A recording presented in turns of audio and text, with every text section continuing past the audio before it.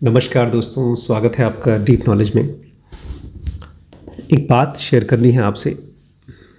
एक दिन मैंने एक अजीबोगरीब सपना देखा। ये जनोगा मिलने के कुछ महीने बाद की घटना है। मैंने सपने में कृष्ण को देखा, भगवान कृष्ण को देखा, और मैं उनके साथ साथ आसमान में उड़ रहा था। और फिर वो कहीं दूर स्पेस में चले गए और मैं उनके साथ साथ था। और फिर वो जाकर के मर्ज हो गए एक दूसरी आकृति में, जो थोड़ी बहुत विष्णु की तरह दिखाई दे रहे थे, भगवान विष्णु की तरह। और बड़ा अच्छा फीलिंग था उस सपने का, बहुत स्ट्रांग फीलिंग थी। मुझे ऐसा लग रहा था कि सचमुच में भगवान के दर्शन हो गए मुझे। जैसा नहीं पुराने ज़माने के भक्तों को इच्छाएं होती हैं कि भगवान के दर्शन हो गए, तो वैसा मुझे दो भगवान के दर्शन हो गए। एक तरफ कृष्ण और एक तरफ उन्हीं का दूसरा रूप विष्णु। और ऐसा लग रहा था कि घंटों तक मैं उनकी प्रेजेंस में मज़े में हूँ, आराम से हूँ, कोई चिंता नहीं, कोई डर नहीं। ढेर सारी प्रॉब्लम्स हैं मेरी, लेकिन ऐसा लगता है कि अब तो ईश्वर मिल गए हैं तो प्रॉब्लम तो सब ठीक ही हो जाएगा, क्योंकि वो तो सुपर मैजिशियन है, वो तो जादूगर हैं दुनिया के। और ये काफ़ी देर तक चला। फिर वहीं मुझे लक्ष्मी दिखाई दी, माँ लक्ष्मी। मैंने उनके पैर छुए, इज़्ज़त दिया उनको। वो भी खुश हुई, मुझे आशीर्वाद दिया। मैंने कहा, आशीर्वाद दे रही हैं आप? आपको पता है, मैंने माँ लक्ष्मी से बोला, आपको पता है लक्ष्मी का आशीर्वाद मतलब क्या? तो मुझे देख करके मुस्कुराई, बोलती हाँ मुझे पता है। मतलब एक तरह से मैं उनसे कह रहा था कि क्या मैं अमीर बन जाऊंगा? ये सपने की बात थी। और उसके बाद में जग गया।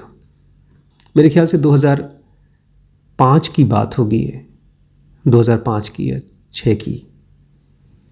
उसके बाद फिर मैंने डिसाइड किया था एमडी करने के लिए। उससे पहले एमबीबीएस के कई साल, ऑलमोस्ट 3-4 साल तक मैंने एमडी करने का फैसला नहीं किया था। ये उसके बाद किया। ये सपने को मैंने अपनी एक डायरी में लिखा हुआ था, किसी से शेयर नहीं किया। लेकिन जब मैं डीप मेडिटेशन में गया तो ये पॉइंट मैंने सहर जी के सामने पुटअप किया। उनसे मैंने ये पूछा कि इस बात में कितनी सच्चाई है कि दुनिया में भगवान कहीं रहते हैं। सबसे ऊपर के लेवल पे ब्रह्मा, विष्णु, महेश, और उसके नीचे देवी देवता, और फिर उसके नीचे हम लोग। और जैसा स्क्रिप्चर्स कहती हैं कि एक आदमी बहुत सालों तक फिजिकल वर्ल्ड में रहता है, अलग अलग काम करता है, गलतियां करता है, सीखता है, फिर गलतियां करता है, और इस तरह से अपने आप को इवॉल्व करता है। और उसके बाद वो थोड़े और लेवल, हाई लेवल पे पहुंचता है, शायद देवी देवता बनता हो, और फिर शायद और हाई लेवल पे। ये मेरी थियरी थी अपनी, उस सपने को देख करके भी और भी किताबों को पढ़ करके। जो भी मेरा सिस्टम वन हमारा माइंड का वो सिस्टम होता है जो ऑटोमेटिकली एजम्पशंस बनाता है। सिस्टम 1 और सिस्टम 2 में बात करता हूँ। हमारे एक लॉन्ग सीरीज़ है थिंकिंग फास्ट एंड स्लो में, उसको ज़रूर पढ़िएगा, बहुत ही कमाल की डिस्कवरी है। तो ये सारी मेरी एजम्पशंस थी, तो उसको मैंने डॉक्टर सहर के सामने पुटअप किया। मेरी जो भी वार्तालाप डॉक्टर सहर के साथ होती है, उसको मैं ऐसे मानता हूँ जैसे मैं खुद से ही बात करता हूँ। लेकिन ये बातचीत नहीं होती, ये इंस्टेंटेनियसली होती है। एक सवाल पुटअप होता है और उसका आंसर तुरंत आ जाता है। कभी कभी उसका आंसर कुछ दिनों बाद आता है, लेकिन कोई बोलता नहीं है उसमें। जैसे हम लोग सोचते हैं वो स्पीड, उससे भी ज़्यादा स्पीड में होती है ये। और दूसरी बात, इन बातचीत में कोई डाउट नहीं होती। तो इसका जवाब बहुत काम का था। मैं चाहता हूँ आप इसको ध्यान से समझें। सहर जी ने कहा, हो सकता है तुम्हारी बात सही हो सकता है पूरी तरह से सही ना हो, लेकिन अगर ये सही है भी कि देवी देवता एक लेवल पे हैं और उसके बाद ब्रह्मा विष्णु महेश या जो भी नाम दो, किसी भी रिलीजन में, अलग अलग रिलीजन में अलग नाम हैं, तो अगर वो किसी एक लेवल पे है, अगर ये है भी तो भी ये तुम्हारे, या कहना चाहिए माइंड के हिसाब से। मैं थोड़ा कंफ्यूज हो गया क्योंकि मेरे लिए माइंड का मतलब रैंडम थॉट्स, बड़बड़ करने वाले थॉट्स। तो उस दिन मेरा एक नया डेफिनेशन आया माइंड का, जो हम लोग जनोगा एडवांस में पढ़ते हैं ना, यूनिवर्सल डिवाइन माइंड, वो मैं उस दिन पहली बार समझा। सहर जी कहते हैं कि ये पूरा का पूरा ब्रह्मांड, पूरा यूनिवर्स, ये एग्जिस्ट करता है यूनिवर्सल डिवाइन माइंड में, या जिसको कुछ लोग कॉन्शियसनेस कहते हैं। इसको कुछ किताबों में चिदाकाश भी कहा गया है। एक बहुत ही तरल पदार्थ होता है। जैसे हम इंसान खाली वहाँ रह सकते हैं जहाँ हवा है, स्पेस में हम सांस नहीं ले सकते, इसलिए हम एग्जिस्ट नहीं कर सकते। लेकिन धरती के चारों तरफ एटमॉस्फेयर में ऑक्सीजन है, तो हम वहाँ पर रह सकते हैं। लेकिन ये पूरा का पूरा यूनिवर्स कहाँ एग्जिस्ट कर सकता है? ये वहाँ एग्जिस्ट कर सकता है जहाँ पर यूनिवर्सल डिवाइन माइंड है। वो तरल पदार्थ, तरल बोलना थोड़ा इनअप्रोप्रिएट है क्योंकि हम लोगों की भाषा में तरल, लिक्विड, ये पानी के लिए या किसी लिक्विड स्टेट के लिए होता है। लेकिन ये जो एलिमेंट है ये बहुत सूक्ष्म है, ये बिल्कुल परसीव नहीं होता, लेकिन ये होता है। तो ये पूरा का पूरा ब्रह्मांड कॉन्शियसनेस में या यूनिवर्सल डिवाइन माइंड में एग्जिस्ट करता है। तो मैंने पूछा, और आप कहाँ एग्जिस्ट करते हैं? बोलते हैं मैं तो ट्रू सेल्फ में एग्जिस्ट करता हूँ, डिवाइन फ्रैगमेंट में। मेरा क्वेश्चन और स्ट्रांग हो गया, मैं और ज़्यादा क्यूरियस हो गया। सहर जी ने पॉइंट आउट किया कि डिवाइन फ्रैगमेंट में, आत्मन में, ये कॉन्शियसनेस शुरू होती है। जैसे एक पौधे में से फूल निकलता है, एक फूल में से खुशबू निकलती है, ऐसे ही डिवाइन फ्रैगमेंट में से कॉन्शियसनेस निकलती है, या कहना चाहिए यूनिवर्सल डिवाइन माइंड का शुरुआत होता है। और उस यूनिवर्सल डिवाइन माइंड में ये पूरा का पूरा ब्रह्मांड शुरू होता है। बल्कि शुरू होना ये कहना गलत है, वहाँ पर ये अपीयर होता है, दिखता है। जैसे एक टेलीविज़न पे एक फिल्म दिखती है, एक घोड़ा, एक हवाई जहाज, आसमान, नदी, फिल्मों में देखते हैं ना, ऐसे ही एक टेलीविज़न में जैसे फिल्म दिखती है, ऐसे ही इस यूनिवर्सल डिवाइन माइंड में ये ब्रह्मांड दिखता है, और फिर ये ब्रह्मांड गायब हो जाता है, डिसअपीयर हो जाता है। लेकिन जो कुछ भी ये सारा का सारा संसार है, वो केवल डिवाइन फ्रैगमेंट है, बल्कि कहना चाहिए मैं स्वयं हूँ। इसी को कृष्ण कहा करते थे आत्मन या ट्रू सेल्फ। यहाँ जो कुछ भी तुम्हें महसूस हो रहा है, सहर जी कहते हैं, वो सब मुझ में है। बल्कि ये कहना चाहिए कि वो सब मैं ही हूँ। बल्कि कहना चाहिए मैं ही हर जीव के रूप में चमकता हूँ, दिखाई देता हूँ। जहाँ कहीं कुछ भी होता है इस फिजिकल वर्ल्ड में, वहाँ मैं होता हूँ। मैं उसको अलाउ करता हूँ होने के लिए। डिवाइन फ्रैगमेंट अलाउ करती है उसको होने के लिए। तो मैंने उनसे अगला सवाल पूछा कि आप ये क्यों कह रहे हैं कि दुनिया नहीं होती? आप ये क्यों कह रहे हैं कि दुनिया झूठ है, टेम्पररी है? आप इस दुनिया को डिनाई क्यों करते हैं? आप ये क्यों कहते हैं कि आप ही हैं और ये दुनिया नहीं है? सहर जी कहते हैं नहीं, मैं इस दुनिया को नेगेट नहीं करता, डिनाई नहीं करता। मैं तो खाली तुमसे कह रहा हूँ कि ये दुनिया, ये ब्रह्मांड कॉन्शियसनेस में दिखती है और उसके बाद गायब हो जाती है। लेकिन कॉन्शियसनेस क्या है? उसमें वो सारी चीज़ें आती हैं जो तुम देख सकते हो, सुन सकते हो, जान सकते हो।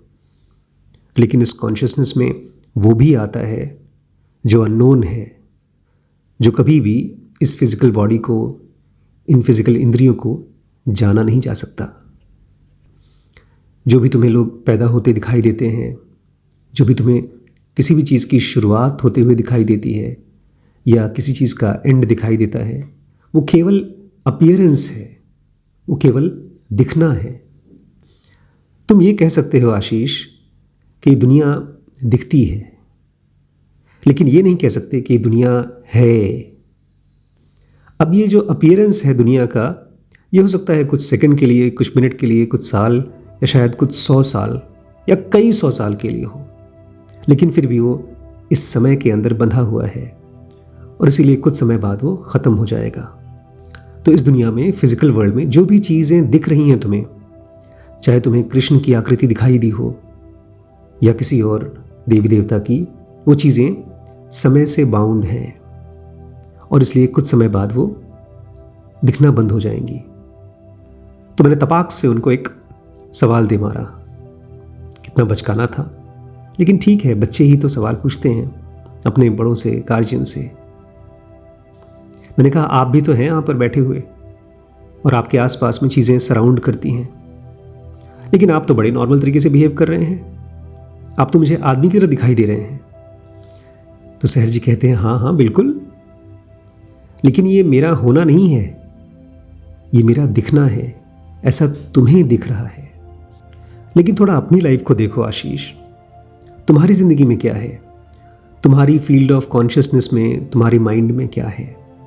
क्योंकि तुम जिस चीज़ को पूरी दुनिया कहते हो, मेरे लिए वो एक छोटा सा स्पेक है, एक कण है बस, समय की दुनिया में, यूनिवर्सल डिवाइन माइंड में चमकने वाला एक छोटा सा तारा।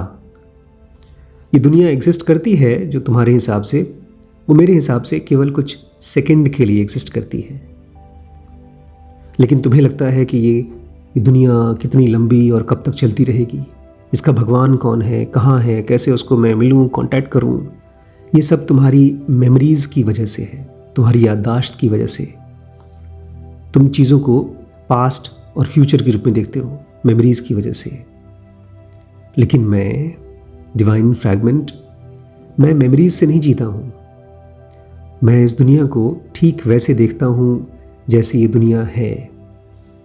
ये कुछ सेकंड की अपीयरेंस है मेरे कॉन्शियसनेस में। मैंने पूछा आपकी कॉन्शियसनेस, आपकी कॉन्शियसनेस क्या है? सहर जी बोलते हैं मैं, मेरा, ये जो होने का एहसास है, यही कॉन्शियसनेस है।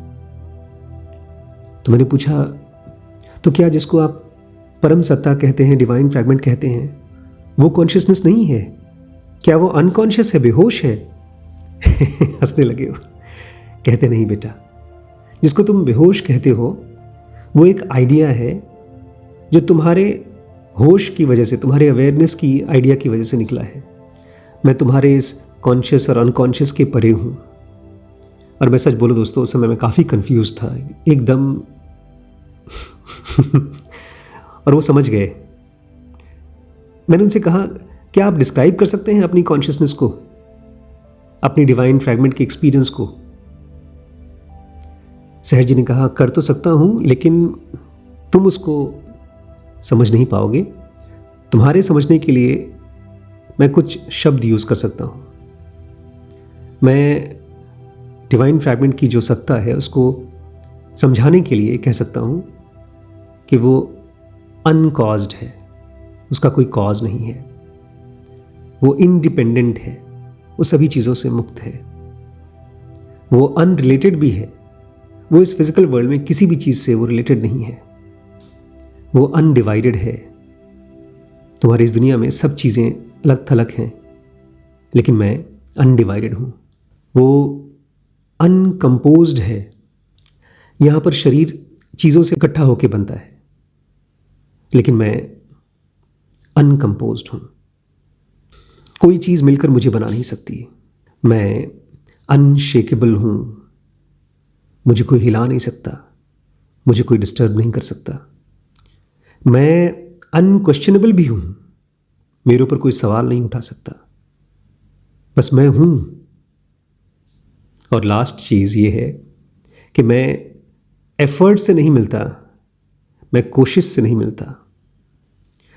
इस तरह की बातें बोल के मैं तुम्हें समझाने की कोशिश कर रहा हूँ, क्योंकि अगर तुम कोई पॉजिटिव डेफिनेशन देने की कोशिश करोगे डिवाइन फ्रैगमेंट को, आत्मन को, तो वो एक तरह से मेमोरी का थोपना होगा, इसलिए वो मेरे ऊपर अप्लाई नहीं करता।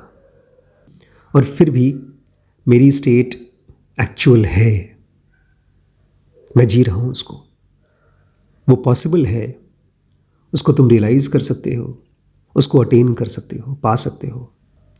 और मैंने एकदम बच्चे की तरह उनसे, बेवकूफ़ बच्चे की तरह कहा, आपकी ये सारी बातें मुझे हवाई लग रही हैं, जैसे कोई बड़ी बड़ी बातें करता है वैसा कुछ। और सहर जी ने बहुत प्यार से मुझसे कहा, बेटा ये जो तुम बोल रहे हो ये तुम्हारा कन्फ्यूजन है, और कन्फ्यूजन कुछ नहीं होता, विचारों का और इमोशंस का एक जाल होता है। और ये कन्फ्यूजन ख़त्म हो जाता है जब तुम सोते हो, तो ये सारा का सारा कन्फ्यूजन ख़त्म हो जाता है। लेकिन फिर तुम जगोगे और कन्फ्यूजन तुम्हारा फिर से ज़िंदा हो जाएगा।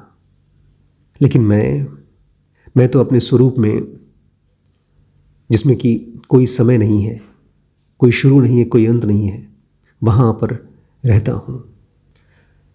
तुम जिस दुनिया में रहते हो वो 2400 घंटे पास्ट की और फ्यूचर की दुनिया है, वो माइंड की दुनिया है, यूनिवर्सल डिवाइन माइंड की। और मैं तो हमेशा अभी में रहता हूँ, प्रेजेंट में रहता हूँ। तो मैंने उनसे कहा, लेकिन ये दुनिया भी तो अभी प्रेजेंट में ही रहती है हमेशा। सहर जी ने बोला, कौन सी दुनिया? मैंने कहा, ये दुनिया जो हमारे आसपास है। बोलते रुको रुको रुको रुको, ये जो जिसको तुम दुनिया कह रहे हो वो तुम्हारा माइंड है, वो मेरी दुनिया नहीं है। तुम मेरे बारे में क्या जानते हो? ये जो मैं बातचीत भी कर रहा हूं ये सब तुम्हारे माइंड के अंदर चल रहा है। इसलिए कभी भी ये मत सोचना कि जिस दुनिया की मैं बात कर रहा हूं वो तुम्हारी दुनिया के साथ मेल खाता है। दोनों एक ही दुनिया नहीं है। मेरी दुनिया रियल है, ट्रू है, सत्य है। जैसा वो परसीव होती है उसको मैं जीता हूं। और तुम जिस दुनिया की बात कर रहे हो वो तो दिखती है और कुछ समय बाद गायब हो जाती है, तुम्हारे अलग अलग माइंड के स्टेट के हिसाब से। तुम्हारी दुनिया एक अजीबोगरीब दुनिया है, अलग थलग, इसलिए तुम उस दुनिया में डरते भी हो। लेकिन मेरी दुनिया तो मैं ही हूं और मैं इसमें सुकून में रहता हूं। एक तरह से मैं अपने घर पे रहता हूं।